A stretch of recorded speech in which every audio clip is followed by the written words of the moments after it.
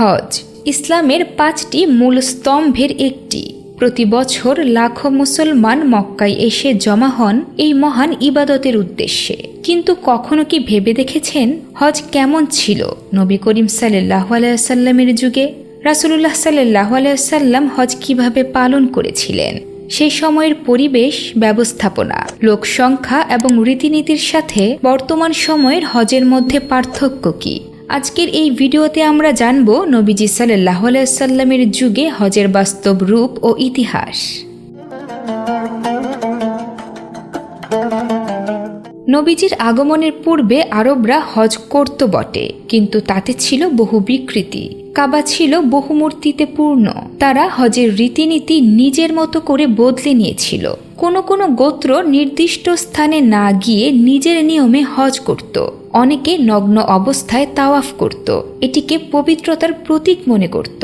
হুনাফা নামে কিছু মনোথিস্ট ব্যক্তি ছিলেন যারা এই বিকৃত হজ পদ্ধতির বিরোধিতা করতেন।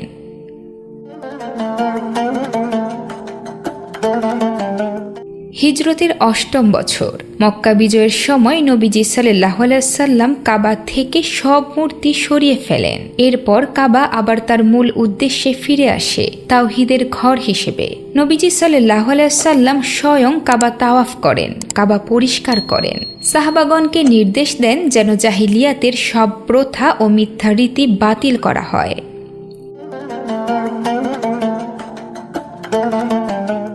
নবীজির জীবনে তিনি একবারই পূর্ণ হজ আদায় করেন, তা হল 10 হিজরিতে হজ্জাতুল বিদা। প্রায় 1,24,000 সাহাবী তখন তার সঙ্গে ছিলেন। রাসূল সাল্লাল্লাহু আলাইহি ওয়াসাল্লাম হিজরতের আগে হজ করেননি পূর্ণ রীতিতে, কারণ তাতে শিরক ছিল মিশ্রিত।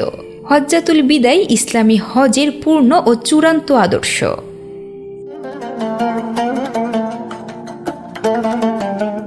ইহরাম বাঁধা। নবীজি জুলহুলাইফা মিকাত থেকে ইহরাম বাঁধেন।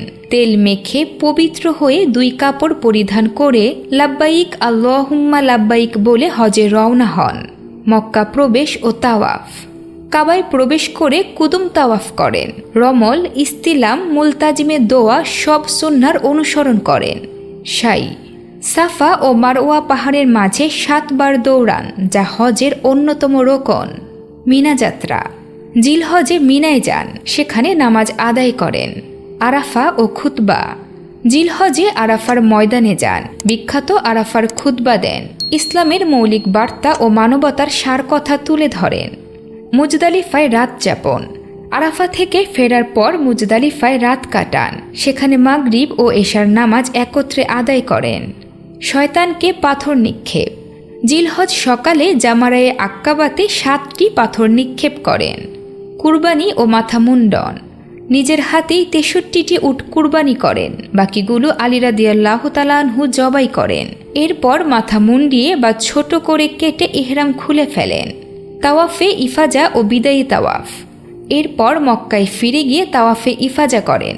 সবশেষে হজের শেষ ধাপ বিদায়ী তাওয়াফ আদায় করে মক্কা ত্যাগ করেন।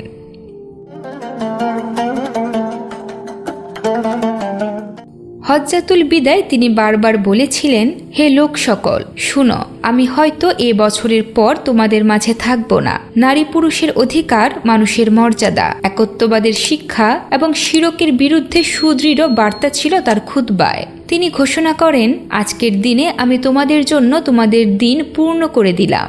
অর্থাৎ ইসলাম পরিপূর্ণতা লাভ করল হজের মাধ্যমেই।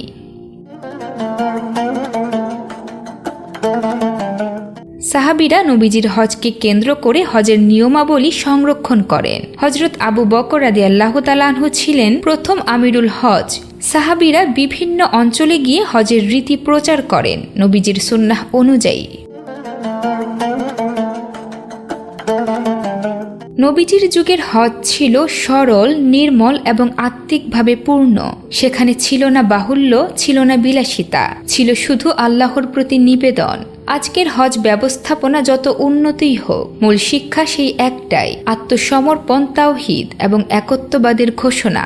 আসুন আমরা হজের বাইরের রূপ নয়, অন্তরের রূপটি ধারণ করি, যেন প্রতিটি হজ আমাদের জীবনের সত্যিকার পরিবর্তন নিয়ে আসে, নবীজির যুগের মতোই।